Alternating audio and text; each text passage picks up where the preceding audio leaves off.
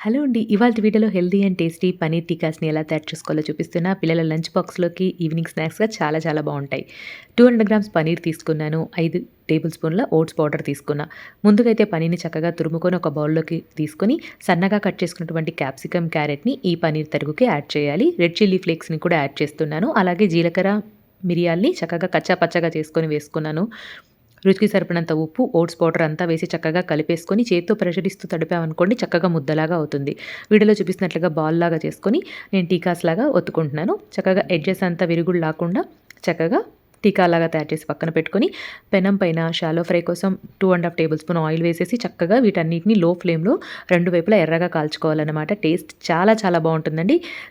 బాగా ఎర్రగా అయిన తర్వాత ఫస్ట్ టిష్యూ పేపర్‌లోకి తీసుకొని, ఆ తర్వాత సర్వింగ్ ప్లేట్‌లోకి తీసుకోండి. టేస్ట్ చాలా చాలా బావుంటాయి. వీడియో నచ్చితే లైక్ చేయండి. మీరు ఒకసారి ట్రై చేసి ఎలా వచ్చిందో కింద కామెంట్ సెక్షన్‌లో తెలియజేయడం అస్సలు మర్చిపోకండి. వీడియో చూసినందుకు థాంక్ యూ సో మచ్ అండి.